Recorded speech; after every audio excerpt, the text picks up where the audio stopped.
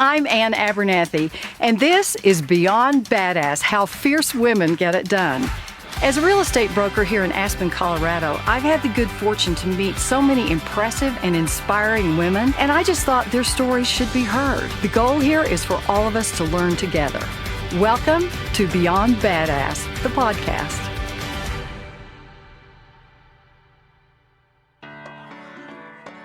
I've got a great guest today, but before we get to that, if you're thinking about selling your house and you want to be really badass about it, where do you begin? How about right here? This is today's Fast Fix.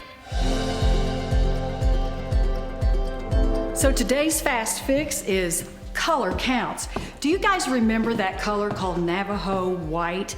It wasn't white at all. A lot of white has brown in it, and it's dingy. Makes your house look so dull and so dark. You don't want that. I suggest a color, this color right here. It's very, very neutral. It's called Repose Gray. It's a Sherwin-Williams color, and it's a good one. And all the white trim here, well, I live in Aspen, Colorado. It's called Snowbound, also Sherwin-Williams. That's today's Fast Fix. This is Beyond Badass, How Fierce Women Get It Done. Well, I just have to tell you, this woman has a story like none other, like nobody I've ever spoken to. And she is more fun than you can stand. Mawa McQueen is a local legend and beloved here in Aspen, Colorado. She's a restaurateur, makes the best food. She's been in cookbooks. She's worked for presidents of the United States, and how she got to Aspen, we're going to find out. But nobody is more beyond badass than Mawa. Mawa's in the house. Thank you for having me. The queen is in the house. Thank there you. she is. Thank you. We've done this a few times at my Women in Wine things, and we've had the best time. And you were so gracious to provide beautiful food, and as always. But you know what? Today, the story that I love so much. It's you truly, nobody's got your story, right? So it is absolutely bizarre. Mawa McQueen is from the Ivory Coast. Correct. Yes. Mm-hmm. And you grew up in the ghetto of Paris, you said. This is Absolutely. I grew up in ghetto of Paris because people think every time I say Paris, I have to say, it's not what you think. So tell us what it was. Well, it was all immigrants. Our parents, either they were looking after children, we were working as a maid, so we were all packed there. How many kids? Oh, in Paris, we had only 2 bedrooms, and you will never guess how many kids. How many kids? 10 kids. 10 kids, and we were 2 in each bunk bed. 10 kids in 2 bedrooms. Yes. My mom and dad, plus always the newborn, because my mom loved having babies. No kidding. Oh, yeah. She because of her, I think the how do you call it? She increased the population. The population of France. 10 kids in a 2-bedroom. What was it? An apartment? An apartment. An apartment complex that's owned by the government. Really? So, it was. And you grew up there? I grew up there. Went to school there? I went to school there. Did you study English there? I wasn't very good. I wasn't really an academic person, School wasn't your thing? No, school never was my thing. You were creative. Yes, exactly. I get bored when I'm standing there and learning. It wasn't that great for me. So here you are in the ghetto of Paris, growing up there, just kind of surviving, right? Would Absolutely, you say? Absolutely. And that bring everybody. We all have different culture. You have the Arabic culture, because I used to be half Muslim and half Christian, because my mom is Christian, my dad is Muslim. So we were all sitting there, and we have to carry all the luggage from our culture to France, and it doesn't fit. You know what I mean? Interesting. So I see girl getting married at a young age. I see, okay, this is how we're supposed to live our life. You need to be obedient. Like for me, while people were having fun, I come back from school. I had to pick up my sister from the nanny, and the nanny was one of the neighbor, obviously. And then wait until 4, go pick up some other kids, go home, feed them, clean the house. Because we have to do that before my mom come, because she's the breadwinner. My mom and dad breadwinner, so they don't do chores. It fall into me because I'm the first one. Wait, who doesn't do chores? I missed that. My mom doesn't do chores. Oh, she was the breadwinner. She was the breadwinner, and my dad too. So in our culture, your parent doesn't actually do that kind of thing. Oh. We're the one they fall into, especially if you're the first one and you're female.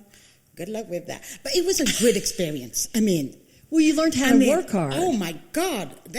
And you know what? I wore it with a badge of honor. I was bossing my brother and sister around. I love that.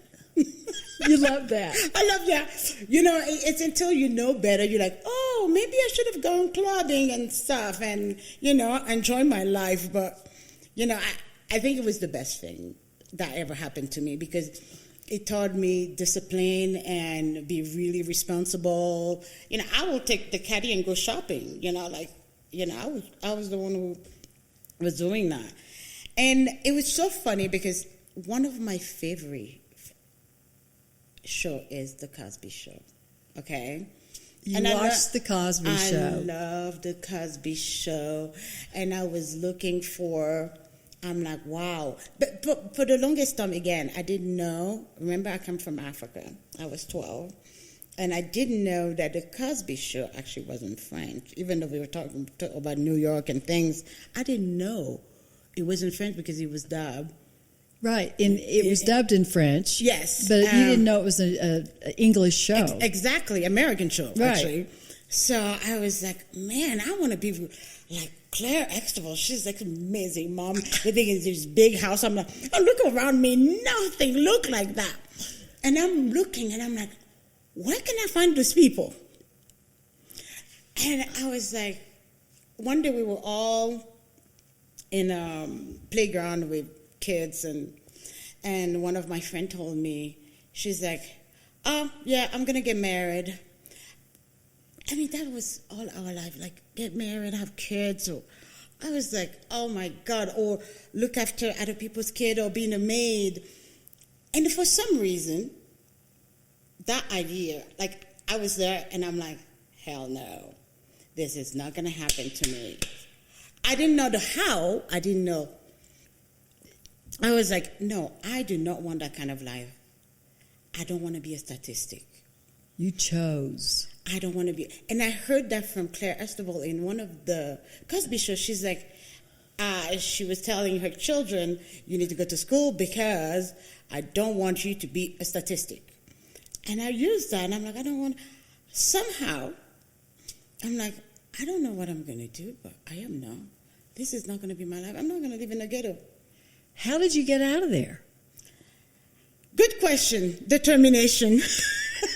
No doubt. A lot of determination. Determination. Well, I went to, so I suck at school, so I went to a vocational school, and that led me to go to a culinary school. And but you went to culinary school in England, though, right? No, in Paris. Oh, in Paris. In Paris, yeah. And I was just fortunate to get to that school, seriously, because I suck. Literally. I went to vocational school to exactly do what I'm supposed to do, maid, clean up. We have a lot of vocational school in France. Right. And in the end of when we finished the 2 years that we had, they're like, okay, what do you want to do after that? I'm like, oh, maybe cook. And the headmaster always thought was fascinated by me. And it's like, you know what? You're really good at cooking and things like that. So why don't you do that? And I'm like, yeah, right. Like I can go to culinary school. Culinary school back in the day was reserved for people who own restaurants, their children go to school, and it's expensive. It's quite expensive. So you can't really just go there. And I'm like, oh, he's like, I think you can do something different. And when he said, I'm like, yeah, well, if I can get it to that school, that'd be something. And who's going to pay for the tuition? Right. So he managed to call his friend, and I went for an interview, and I got into that school. But we didn't have money to pay for the tuition. And even though my parents got money from the government to look after us, it's a funny story.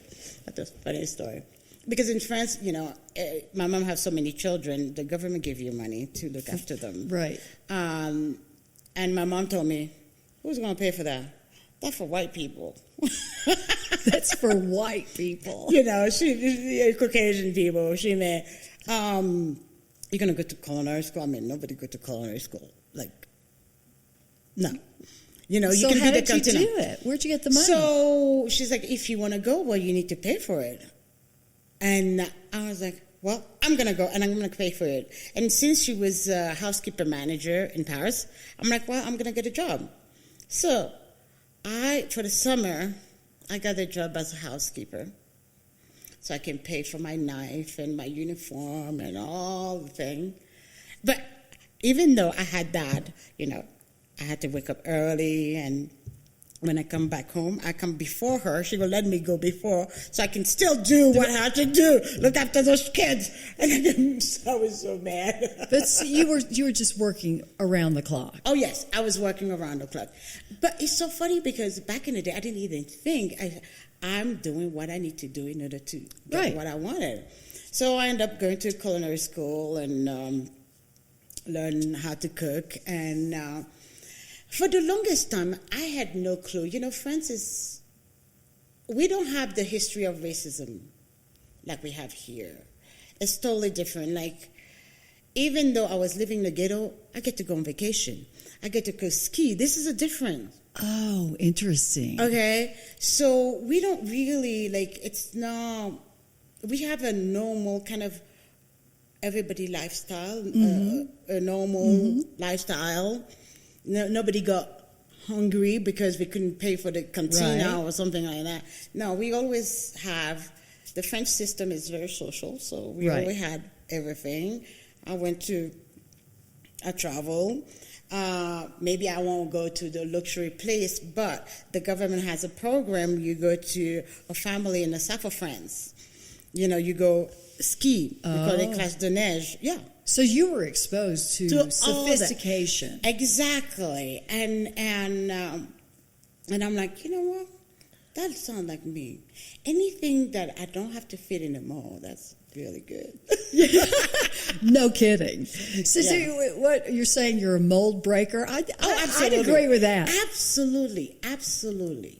And you were a little rebellious. Oh my God, I was the worst. Oh my! Your poor parents. And I always say, in my relationship with my mom, I'm the mom, she's the daughter. Is she here now? Oh yes, she's in Denver. Does she live in Denver, or does she? Yeah, she's in Denver. She come visit. This summer she stay because she's helping me because we can find staff. So yeah, she's in Denver. She does Denver, Paris, and Africa. So she travel around. She has a great life. She loves to party.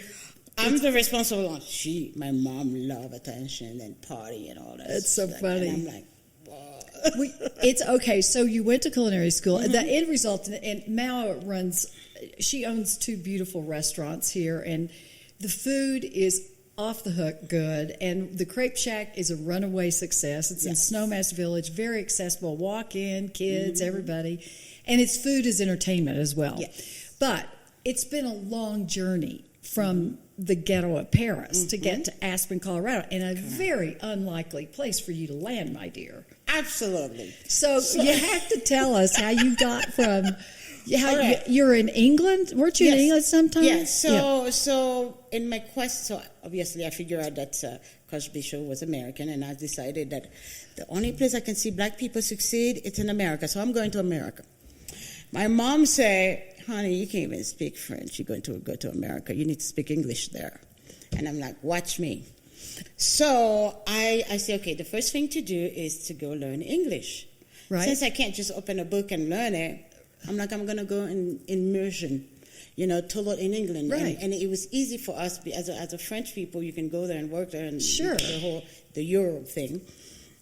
So I go there, and course, I do what everybody does. I go there for 3 months as an au pair because I wanted to land somewhere.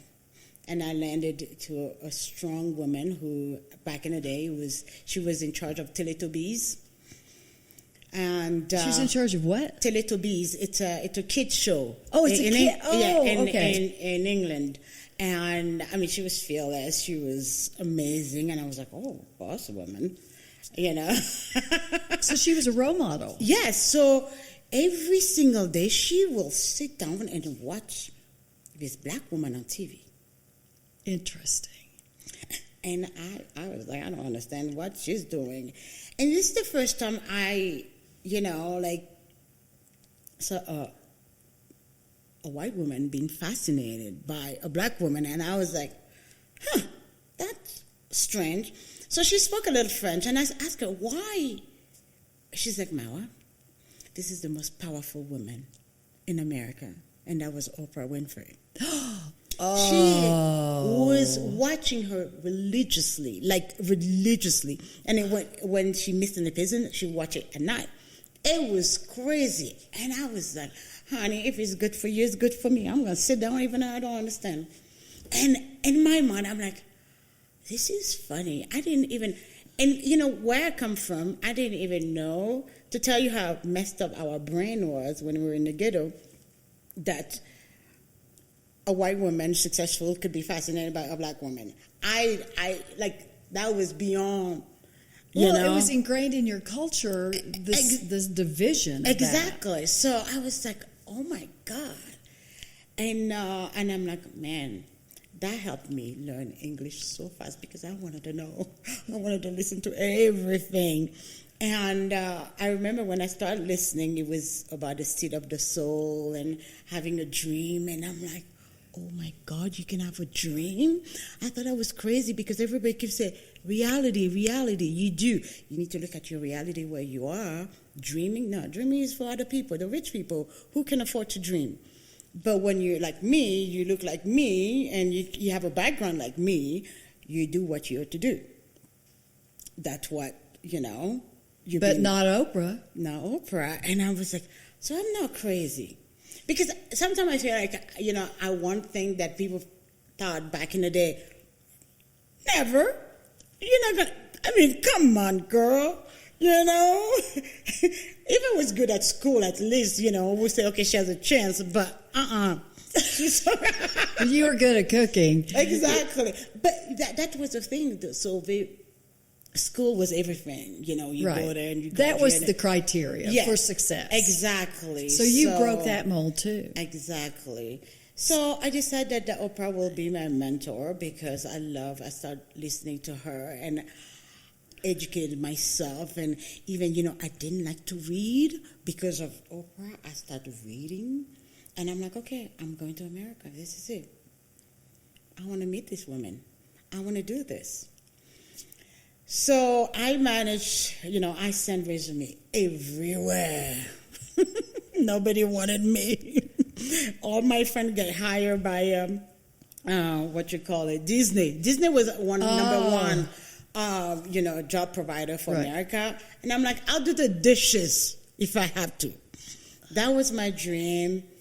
And I was so disappointed. I mean, it took me 10 years actually to achieve from the moment that I said I'm going to go to America to the moment that I landed in America. That, to tell you, 10 years. My.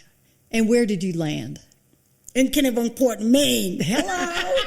Hello. Kennebunkport, Maine. If you missed that, does that ring a bell? Do presidents' names come to mind, like Bush? So you went to a place called the White Barn Inn. The White Barn Inn. White Barn Inn. But the funniest thing is, I had no clue. So basically, how did I get here? I won the lottery, the green card lottery that my ex-boyfriend played because I didn't even believe it.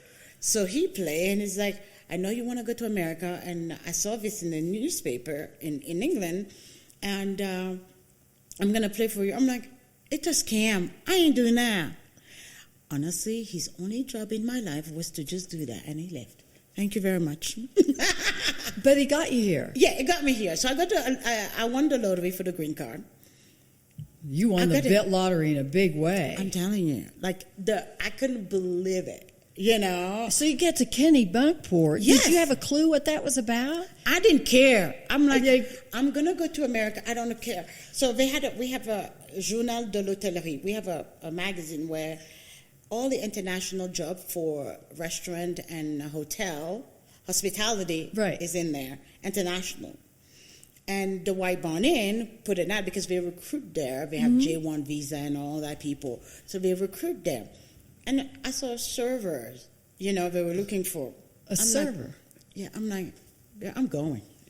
So I went for the interview. They're like, okay, so we're going to do your visa. I'm like, I don't need a visa. I have a green card. They were so shocked. And I'm like, by the way, where is that place? It's like next to Boston. I'm like, I don't care as long as I get to America. So I get to Kennebunkport. Listen, I'm not kidding. I didn't know it was Bushtown. I didn't know. I had no clue. I was expecting, I'm like, oh, I'm in America. I'm going to see Denzel Washington. I'm going to marry him. Have his baby. You know? Denzel Washington. I have lunch with Oprah. Yes. No, I have my whole, you know, this is going to happen. I wanted to land to a place, then I'll figure out where to go. Of course, Chicago was number one in my list, California, New York, all the popular places. I'm like, I'm going to land, at least I have a place so I can see, you know, feel I do one summer, it's summer. So I land there, this small town. Honey, I'm like, what is this? Where are all the black people? I mean, seriously, like, I was like, this is... You're the only one. Yeah. I was, and I had long, curly, purple hair. Purple. I mean, burgundy style. And I was like, where are the people? You know? Nobody. And then... You'd be like, okay, Mawa, you're gonna work. So we have the White Barn Inn, and then they had a new restaurant coming up. It's called Striper Fish Shack, and I always say Striper Fish Shack. And I was like, so I get there, and it's so funny. It's so unlike the owner to hire people like me. Like he's very like service 5-star, you know, because of the White Barn Inn. And this is one that's a little more casual. And every time, you know, I go to the office, like, everybody was like, did you see her hair color? Did you see her? I mean, I'm like, yeah, he hired me. Did you see me? It's very conservative. Exactly. So here, the White Barn Inn, the Striper Fish Shack is literally in the same road going to the Bush campground. Literally. I didn't know that. I did not know that. So what happened? What happened, someone called, say the Bush are coming. You know, after I heard something, I'm like, yeah. They probably will go to the White Barn Inn because it's fancy. Right. They're not going to go to Striper Fish Shack. You know, like, I'm like, hello? Yeah, so I was like... Did you know that? But you knew that one of them was the president, right? Yes, I know, but one was the ex-president and the other one was, you know. And they were all coming. They're all coming. And someone called, and I'm like, yeah, right. I thought people were playing punk. Right. No, literally. And I'm like, yeah, right. I hang up the phone. And they call again. And I hang up the phone. I'm like, enough now. You know, like, how did I land it here? And... the president is going to be here. Like, it just doesn't make sense. And that within 2 weeks of me arriving in Maine. Kennebunkport. I'm like, I can't even pronounce the what? Kennebunk and Kennebunkport. I'm like, what is this? Never heard of it. You know? Did they show up? Oh, my God. 20 minutes later, you got this big van. Like, I'm telling you, like 6 of them. And I was like, oh, my God. I went and literally hid in a bathroom. You did? Yes, because I'm like, oh, my God. This is real. This is real. My manager went to the bathroom. He's like, hey, you need to come out. You're the only one who has that many experience. Are you going to serve them? I'm like, honey, I'm black. I don't serve the president. You need to find someone else. No, seriously, that's what I say. Because I'm like, oh, they need someone. Because in your culture. Yes, no, and you know, even when I went to culinary school, I would go to a lower, you know, to do my training, a restaurant that's not 5-star, even though I was it was so complicated. And in my mind, the thing that, even though I knew I could not do, I was like, no. And I don't even know how to call them. I mean, there's no training. I don't even know what to say. What did he say to you? He said, you better get out of that bathroom or I'm going to fire you. Ooh. And I was like, oh my God. You think people should brief you a little bit? Like, here, the protocol here. It wasn't like that. I guess Kennebunkport is just... Casual. So casual. And they knew the president, and he's actually goodness. friend with the owner. So when you went out, so did you go out and you Oh, yeah. Oh, honey, I'm telling you, I was shaking. And so they all sit down.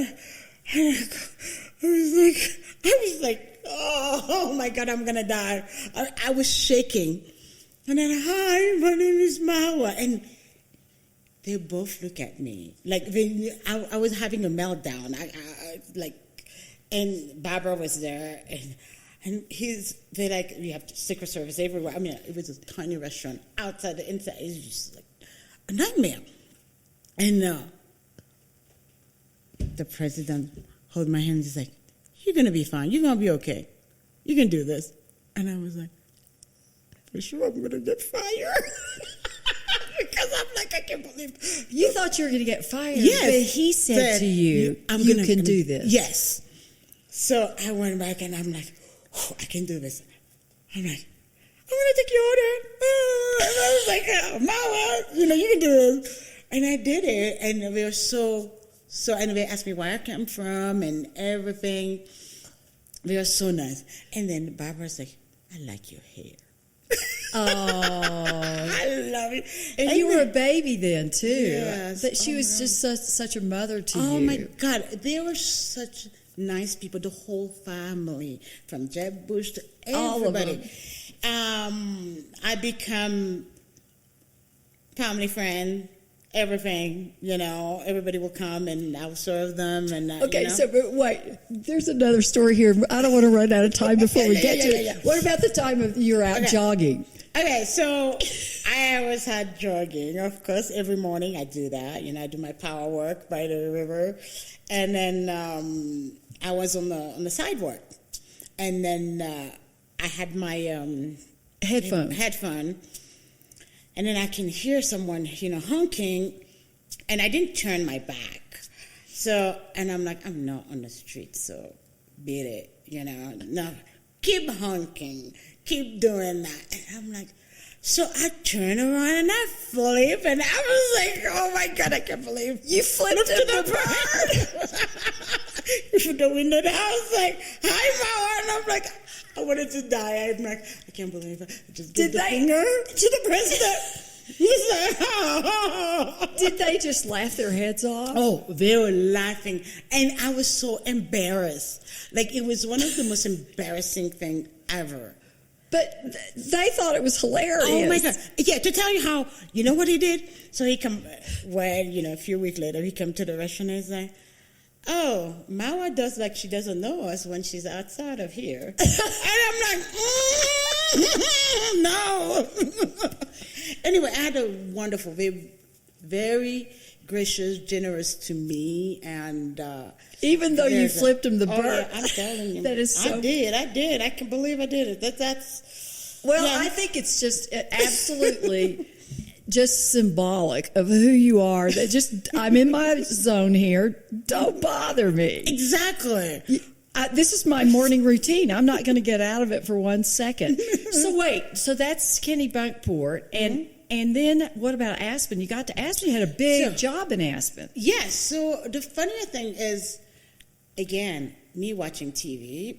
Back in the day, a long time ago, and still in France, I was watching Young and Restless. And Restless. Of course. And we had a romantic scene in Aspen.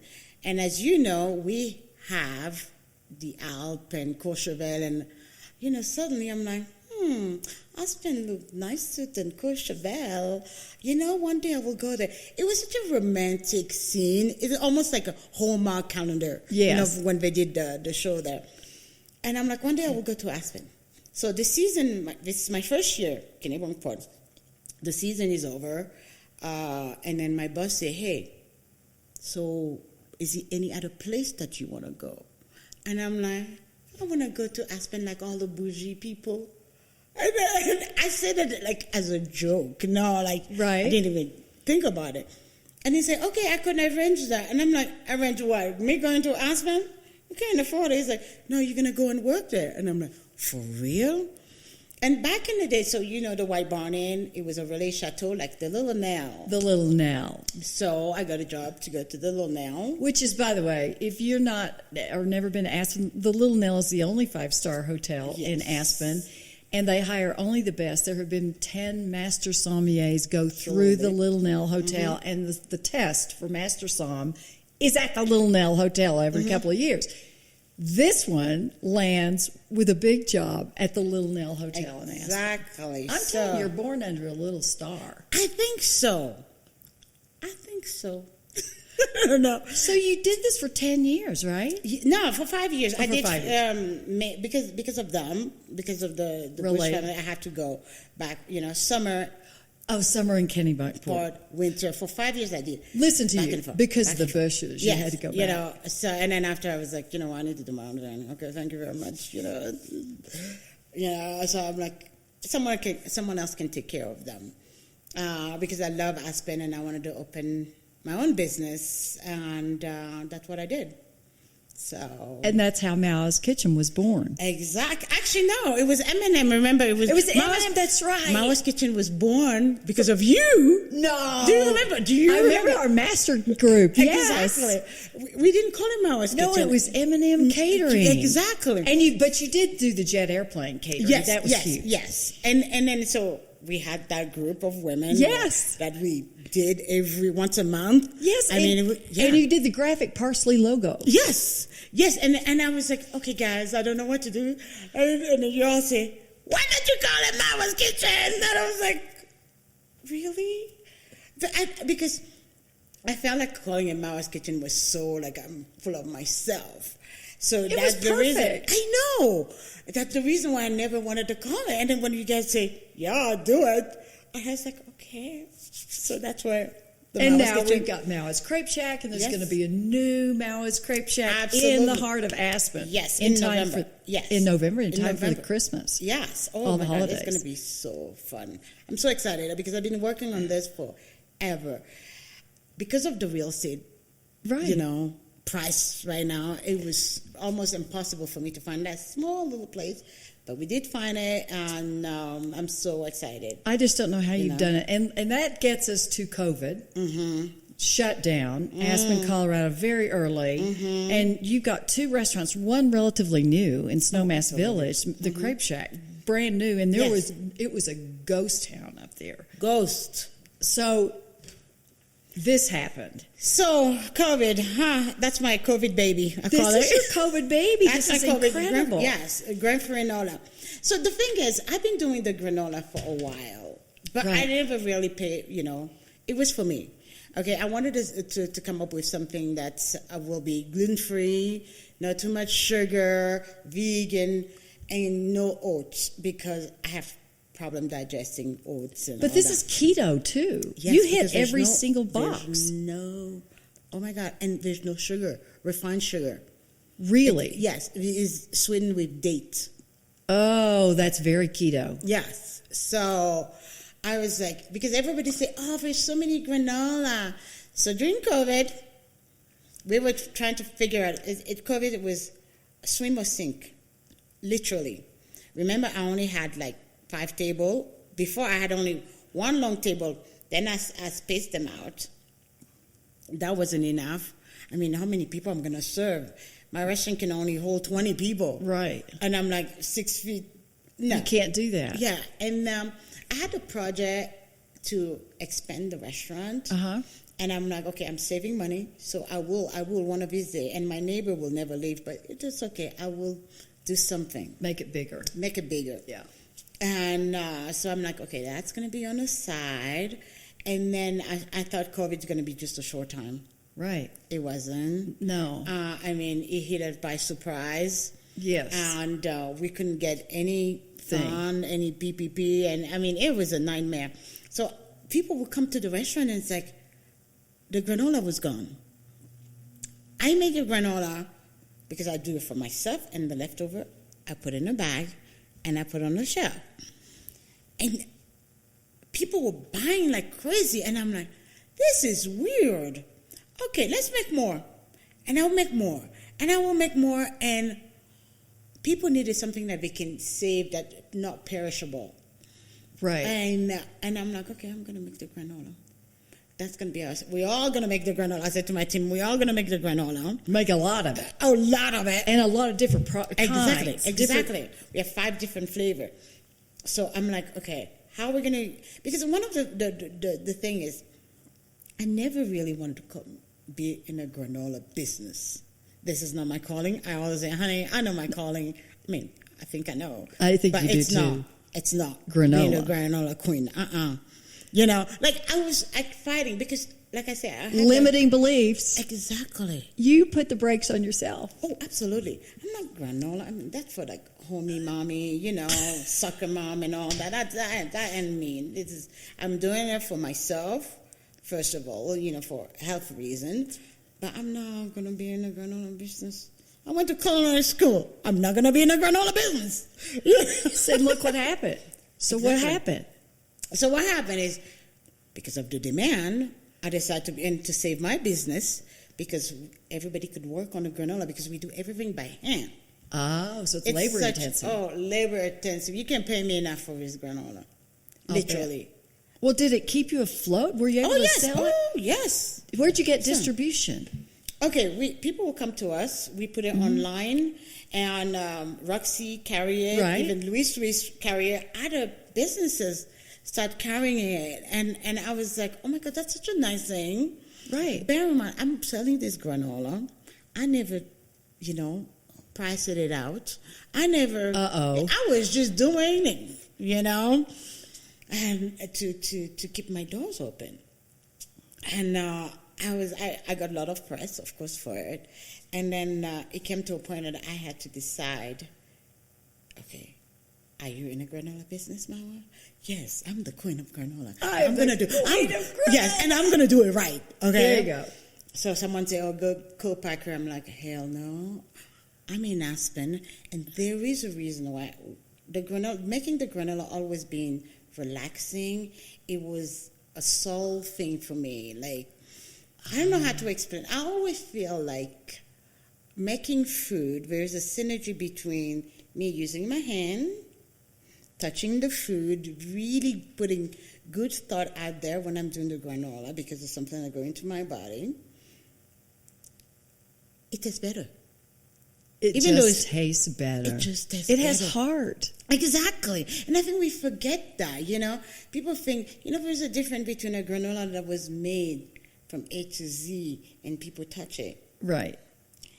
Then a factory-made granola, it's like a child.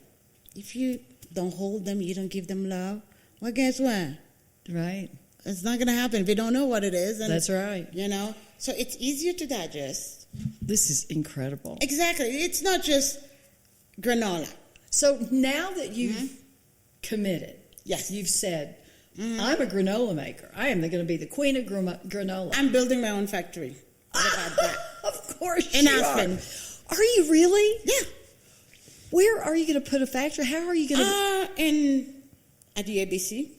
Is there a space there? Yes. I got a space, and I'm working on it, and we're going to make it because I was like, I don't want people to put crap in my granola, and I want to follow the process. You know, there's a process that I follow. This is going to be... You're going to sell this to some giant company. You know that, right? Some giant company, but as long as they follow the process.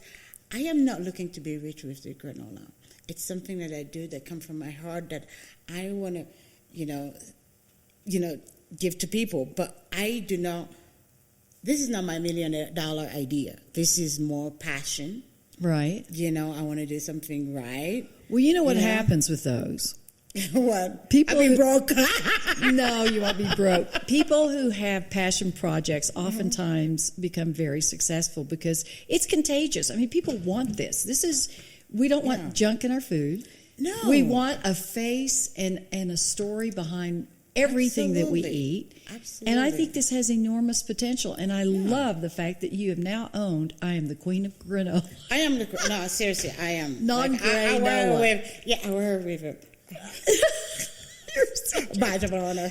You You're know? too funny. Yeah. So we're almost to the end of this. I mean, of course, you know, I could listen to you all day, and it reminded me, I miss those mastermind things. I Yes. think we got together, everybody kind of launched into what we supported, and absolutely. then nobody had time to do it. Exactly. And then, you know, now, I mean, the COVID, the last 20 months, that's been pretty tough. Yes. But look what you created here along the way. Oh no, it's So tell me now, describe really quickly, what would be your most perfect day? my most perfect day. So I wake up at 6. I get on my Peloton. Oh, nice. It's new. Nice. I get on my Peloton for 45 minutes. And then I have a green juice. Okay. And then I go to work. That's it. And then, you know, a perfect day will be me creating a new dish. You know, and solving problem, because, you know, when you're an entrepreneur, you're a problem solver. So there's no entrepreneur that's not solving problems, because people always complain, oh my God, this is what you meant to do. Right. So, yeah, and work on all the different projects that I have, you know, the granola, the crib shack in Aspen. Yeah, most of the time, my days are perfect, I will say. You enjoy every minute of it. Yes.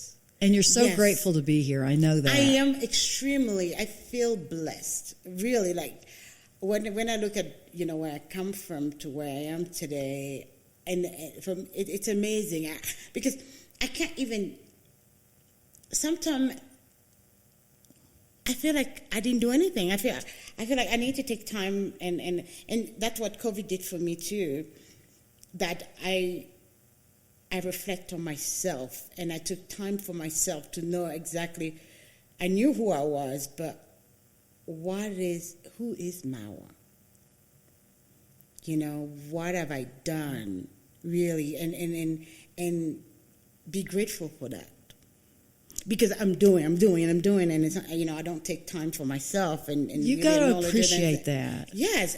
It's what you've done, Mawa, is You know. remarkable. It's remarkable. So- The only question I have left for you, I know two things. A favorite quote. Do you have a favorite quote? Yes. What's that?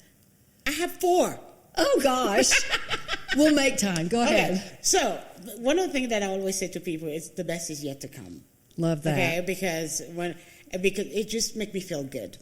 And the other one is I feel like Brené Brown said that. Brené Brown. You know, she's saying, because I really don't care about what people think about me. I know, You know, that. unless you're in the arena with me, working on the shit, fighting for your life with me, your opinion doesn't matter. You know, literally, your opinion doesn't matter. That's what Brené Brown says. Oh yeah, I don't take no for an answer, and I don't care about what people say to a certain extent. So I always follow my path. You can say, oh, she's not going to make it, or she's too or this. I don't care. Unless you're in the arena with me fighting for your life. Right. I don't need your 50 cents. Okay. You know. And I really believe that, you know, Oprah said that when you know where you're going, like, you know, your soul needs to align with your purpose. Very good. Okay, when you know your purpose and you know where you're going, life is easier. Life is so much easier. There's less tribulation inside and outside. You know, I don't bother with things that annoy me, like things that people get so upset for, and I'm like, man, there's better things, you know, in life. And I feel like I've been blessed, to live the life that I've lived. It's just like amazing. And It's pretty amazing. it is. It is. Well, listen, I can't think. In the intro, I said, I told you a story like none other. I mean, just look around your life. Who does this? It's you looked across the pond. You adopted role models through the television. Did you ever serve Oprah? Did you ever meet Oprah? I haven't met Oprah. Yet. I met Michelle, but not Oprah. So, Oprah, if you hear this, we need you to come to Mawa's Kitchen. I will meet Oprah, but it's going to be on my own term, in the sense that I am not going to go look for her. No. She will come to Mawa's Kitchen. She will open the door of Mawa's Kitchen. That is so great. You've just thrown that out there. I'm telling you. It'll happen. It will happen. It must happen, because that's what it's supposed to be. Thank you for this. It's never, you know what? It's always too long between visits, right? Yes. I just can't stand it. I need more of my Mawa. And I thank you. I am so grateful that you came today. And she is, this is it right there. Beyond badass, how fierce women get it done. Hey everybody, thanks for joining us today. If you haven't subscribed, please hit the subscribe button and also that little bell icon next to it. That way you'll get notifications when a new episode drops.